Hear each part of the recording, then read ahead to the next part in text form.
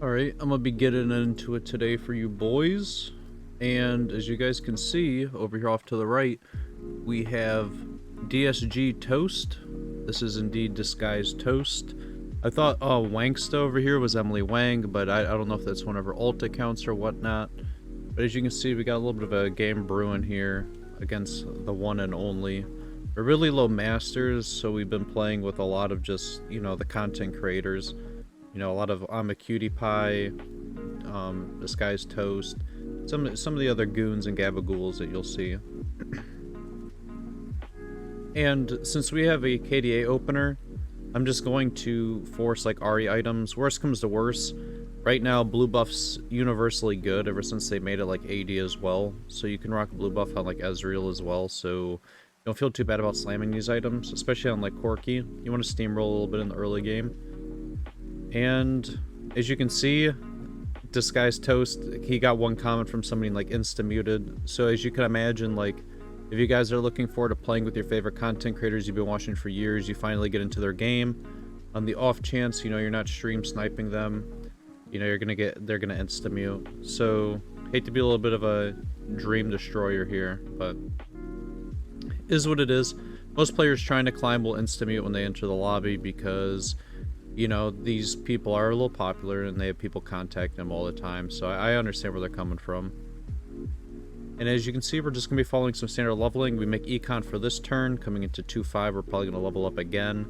The board won't change up too much, but I'm starting to actually understand the setup a little bit more. I don't think I would have held on to the Garen unless I understood like the synergies a bit better to be able to get the 8-bit out there and the Sentinel.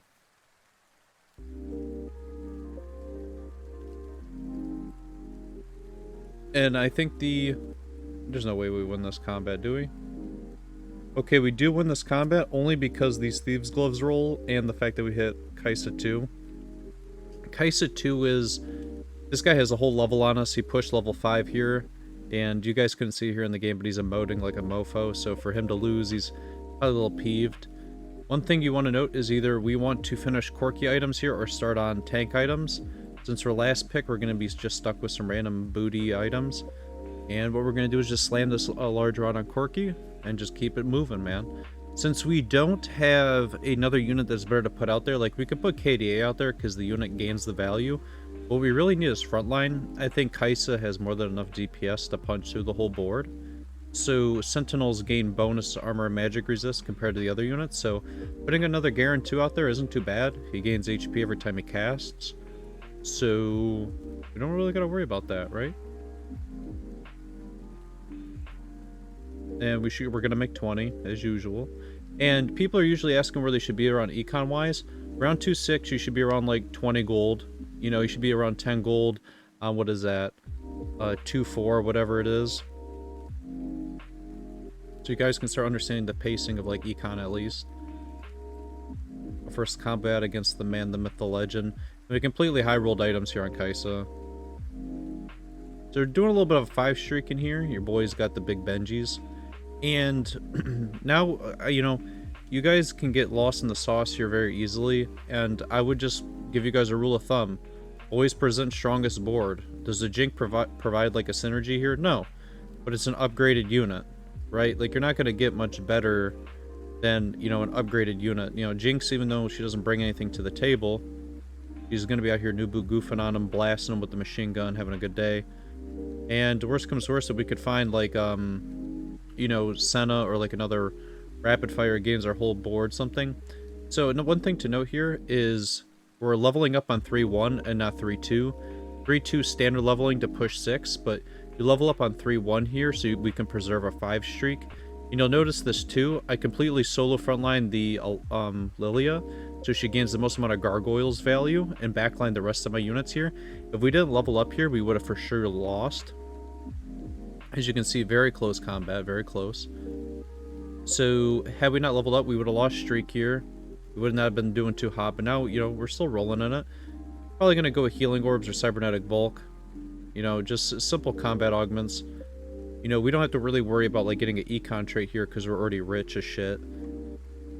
And another thing is, we're holding on to one Lilia on the bench because on 4-1 or 4-2 we're going to be rolling down for a different chosen. and you want to keep your replacement unit on the bench. Now, I know a lot of you guys struggle with the set with headliners, but just think about it this way. Just keep a 1-cost copy of whatever headliner you're rocking in the early game if it transitions later into your comp, and then just put some items on it, get the headliner bonus, you know, and then when you go to do pivots, just decide when you're going to do a roll down for it. I think it's like every 4 shops or something like that. Naturally, the game's going to just give you something. Like, it's going to, like, give you a new headliner. If it's a better headliner, roll with it, you know? You guys gotta be a little bit more flexible with your gaming, right?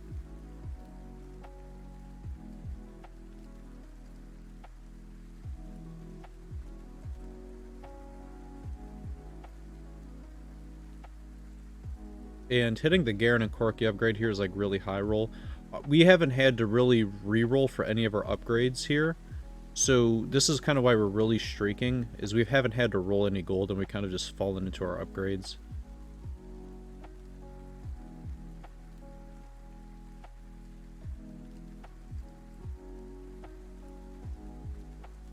Now you're going to see some people push level 7 here, and it's kind of tempting. We might. I don't remember if I do or don't in this game, but it's probably a smart decision to do so, because 1, we're 100 streaking.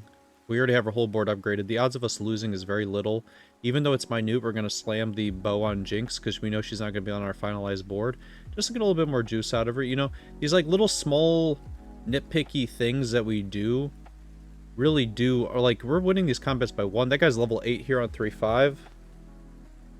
You know, small little healthy habits, guys, is what wins you games, or like pushes leads to be able to like hit the final product you're trying to hit, right? We move the Cork here because we don't get a Gabagool by the Jax, because he has a 2-unit range jump here, right? I think we lose regardless, because Jax 2 as a headliner is just a monster unit, right? I don't think we played this wrong. He's level 6, 0 gold, 3 items, headliner Jax. He all-in all his wealth here, so it is what it is.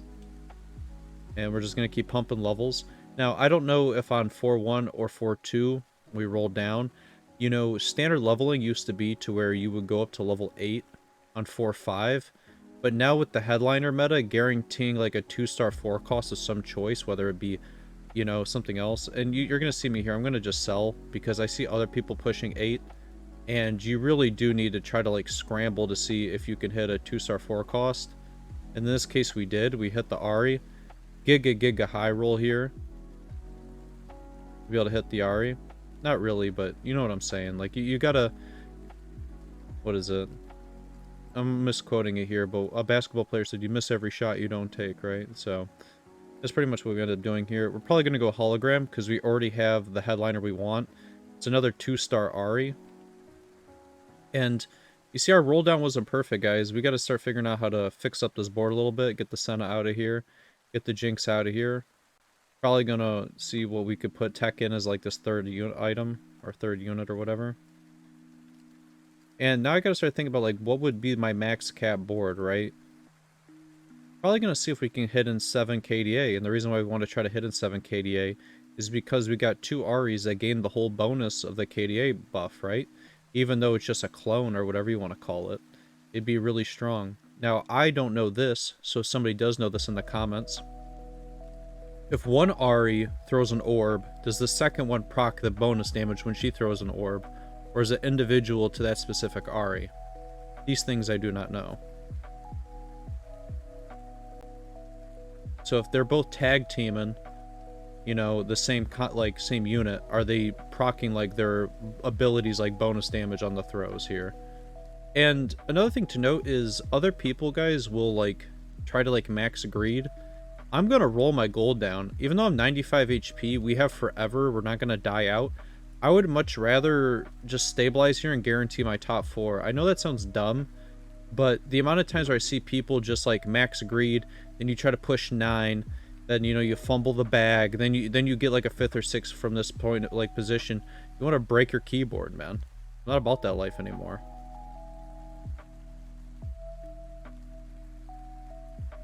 Now, Sentinel Ahri is a way to play this. So the way I'm thinking about it here is, you know, maybe we push 9 to get in the 4 Sentinel.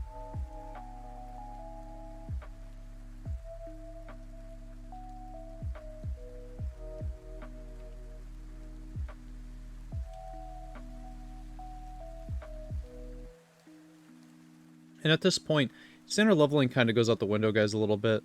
Like, standard leveling is good up to, like, 4-1, and then you really got to make decisions about your econ and where you're at, like, a certain point, right? So at this point, I'm stabilized enough with enough upgrades to where I know I'm not going to get... You guys think this is, like, 95 HP, but if you guys start taking giga losses, if you're getting hit for, like, 18... Like, you're out, you can be out of the game hella quick, especially with, like, these reroll demons. Like, this guy right here being a little reroll Gabagool. If he hits, like, the, Samira and all this other stuff, man, you can be out of the game hella quick.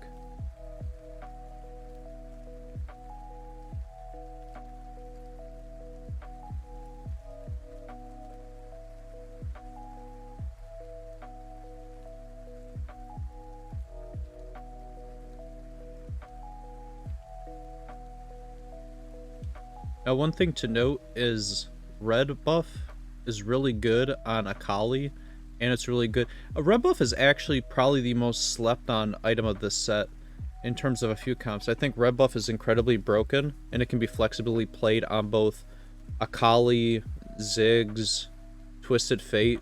Really good on Twisted Fate. I think it can actually be played on nearly every single 4-cost carry, except for, like, the tank ones, right? Like, Thresh and, like, Poppy, clearly.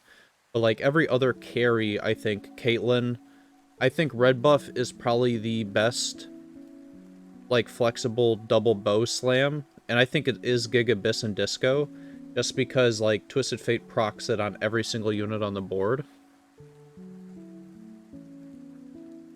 I did make a mistake, though, when I slammed the items on Garen, because I'm old. So don't mind that. You don't want to ever have Giant Slayer on Ahri, because when Ahri does her damage, not her Ahri, but when Akali does her damage, she only wants to execute, so her damage really only comes for, like, the first part when she first dashes onto the unit, versus, like, let's say, like a Deathblade or something throughout, it helps execute much more than a Giant Slayer ever would. She's not really beating down tanks, she's jumping on squishies. You want, like, crit, IE, something like that. At this point, like, see how we hard stabilize? We're not taking any big losses. We can just kind of chill and, you know, every combat we make it through, guys, we gain 2 gold, technically, right?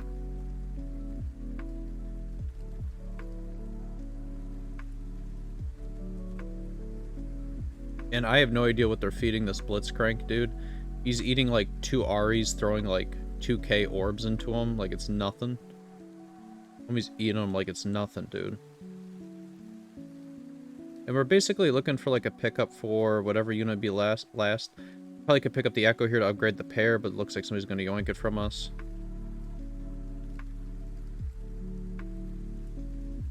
Now, we do have the Kennen out on the board, so we know that we're going to get, like, the Blitz bonus here. Or, the Bling bonus, so that's why we're going to want to be able to grab a tank item. Even if it's not good for our comp, because our comp is, like, full AP. You know, having the Even Shroud Sunder really doesn't do anything for us, but it gives Echo a ton of armor and magic resist.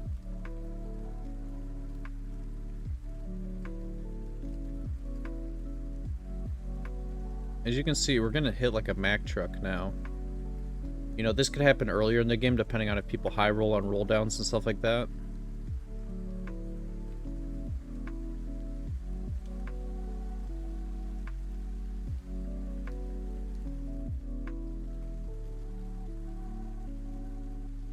We're just rolling for the Echo 2, or the Akali 2 here.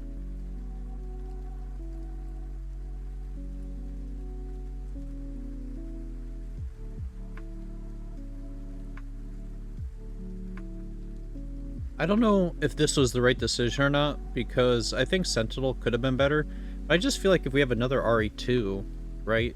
Like, getting another, you know, getting KDA out there where she gains the bonus AP stats for it, plus it gains, like, the bonus because she's KDA. I just think it's better. You know, especially rocking just this Prismatic as a whole, right? Now, I think a more broken one would be if we got Akali chosen and we had the double Akali dash, where she always dashes on the unit. Yeah, you can see. Hindsight's 2020. What I should have did here was probably sell the Echo, put the Even Shroud on the Akali with the Giant Slayer, and just reforge both those items. And then just have the red buff left over and just see what we can rock with. Because I don't think Giant Slayer is going to do her any good. Even though we are versing like 3 stars here.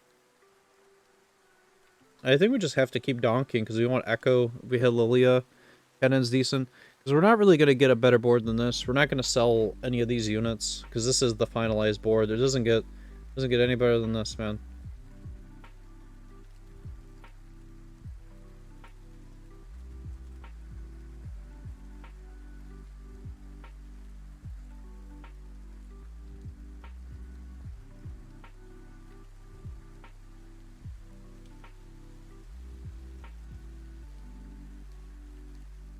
I don't think, at this point, we don't have enough gold to go 9, or go 10. You know? I don't think we could have max greeded and made it to this point, right?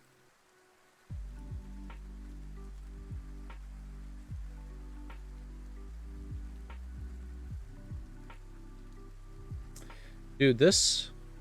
Man, dude. Urgot and, like, Vex, man, mess up front lines so badly. Those shotgun legs, bro, ain't playing. Somebody's coming for that lunch money, no consent. Now, here I was thinking, like, KDA spatulas for the week. Could have probably grabbed KDA and put on, like, Echo and then drop the Evelyn and put out, Karthus here. But hindsight's 2020. I didn't think about it. I was thinking in my head, this is the way I was thinking over here. I was thinking, okay, I got 2 Aries, both 7 KDA, one with Gigabis items. Getting the 5 Spellweaver out here has gotta be the move, right? Wrong. Wrong. Couldn't be more wrong, bro. In an ideal world, yes. Getting the 5th trait on this vertical would be the right thing to do. However, that is completely wrong. Should have grabbed KDA Spatula and made this homie, I think we just slammed the Akali here item because, you know, we only got 1 turn left or we're dead. I should have put the tier on Kennen here so that way we gained the blink value. My colleague got insta-CC'd all the way to death here, though. That's insane, man. I made a mistake, and I learned from this. You guys should always second row your Akali. After this, I won't ever frontliner again. Unless I have, like, Titan's Resolve and I want to get her to Giga stack it off the start, right?